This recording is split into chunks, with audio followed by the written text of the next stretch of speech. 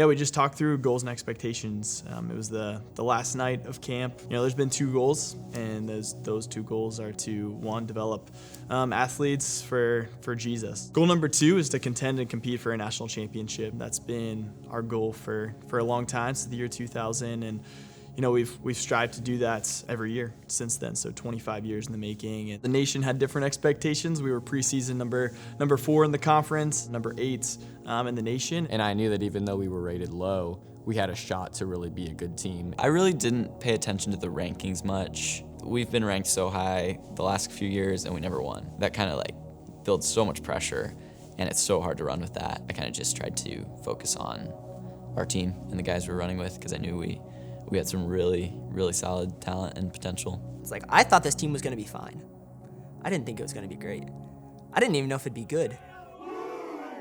At IWU Twilight, we won the meet. We had just had a great pack of 5 throughout the race that just kind of stuck together. And we had a tight spread, which a tight spread is really important in cross country 1 through 5. And that was the most important part, because our strength was our depth. When we had those results, I just realized we aren't just good. We aren't just better than what people thought we were. We're one of the best teams in the country, and come November, we're gonna have a shot to prove that. I knew that they've been running very well and that they had something special with this pack. 32-second gap, I believe, 1 to 5 is amazing in cross country. I think league was kind of where, as a team, I knew that we could, on any given day, win the national championship. But we'd been undefeated all season, and so I was kind of relieved. We made it through all of those meets, winning the races we were supposed to win, and now we can focus on going after a national championship. It felt special. Not every senior gets the toe up on the line for nationals. That's their last race senior year. It was nerve-wracking. I think that was definitely the most nervous I was all year. I was nervous. I was a mess. I just had so much anticipation. Because 2 years ago, we went into the national meet ranked number 1, undefeated, had all the pressure with Coach Foss, who had done so much for us, and we just wanted to win for him so badly. We didn't have some of that same pressure, and we knew the importance of being able to run free. Running free for me just means just going out there, having fun. It's worship. Running free is running without anxiety. It's running with process goals, where the goal isn't anything on expectations or outcome.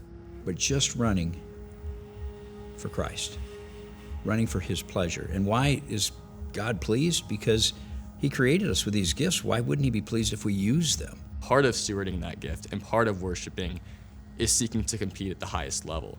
And so we can run free and compete at the highest level, or at least seek to, but ultimately our identities are not found in that. Running without expectations. I kind of just try to have fun when I'm running, and just to be able to run with some of my best friends. You have an opportunity to use a gift to really, pursue Jesus and become the person who He's creating you to be through your sports, that will then carry into the rest of your life.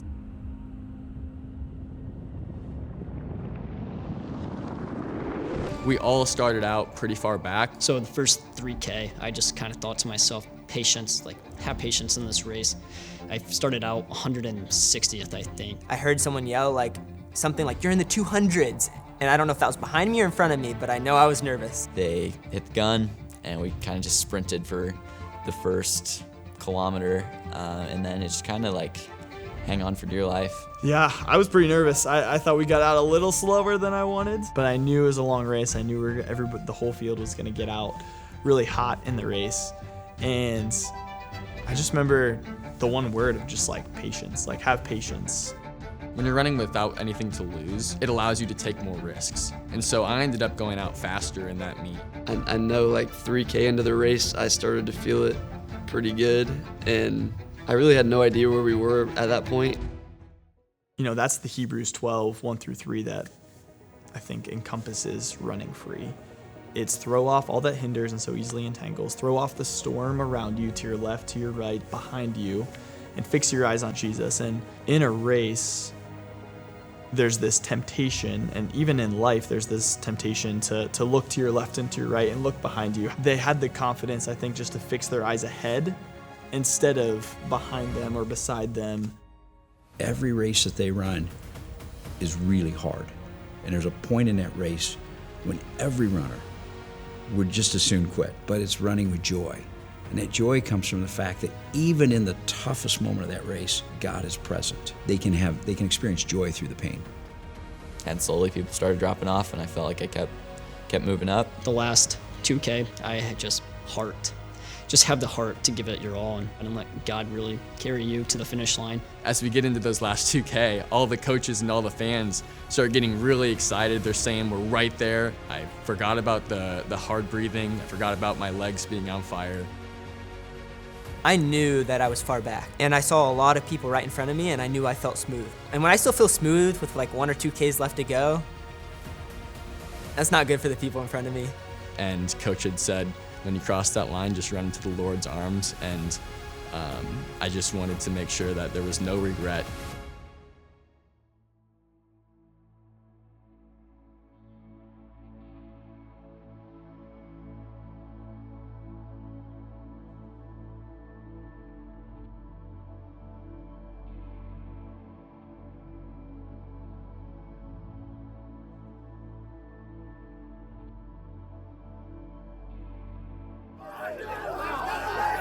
And I ran over to the scoreboard, and I was just so shocked. I saw our name at the top, and it didn't feel real. It's amazing. You dream of it every day. You dream of it for so many years, and when you finally gets to happen, it just feels surreal because you're surrounded by best friends, and not even just best friends. They become your family. It was very surreal. I still don't think it's set in. One thing I said is you have to have Vancouver's to have Tallahassee's.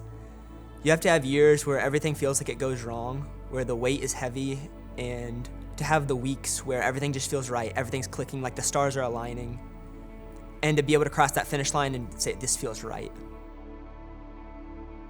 I think it's been a hard few years for me.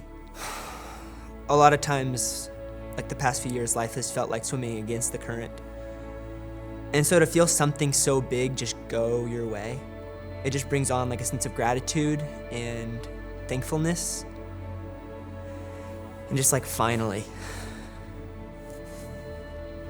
That's what can you do but cry?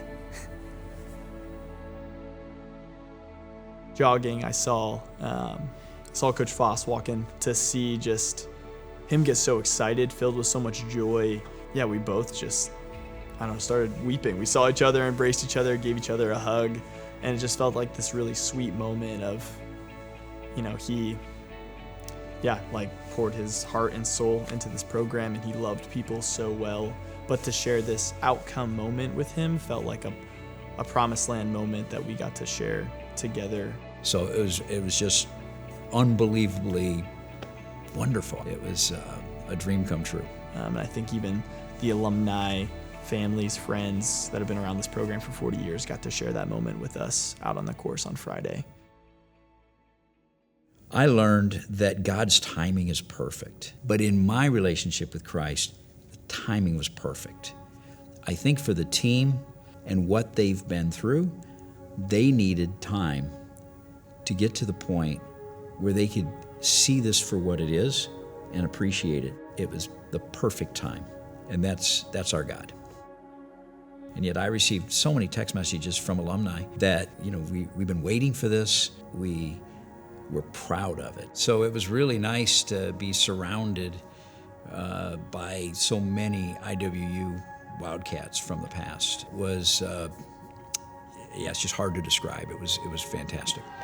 A fun night just to celebrate of a lot of generations of Indiana Wesleyan cross-country and track runners that are just pouring into this program over a long time. Just long obedience in the same direction just keeps coming to mind.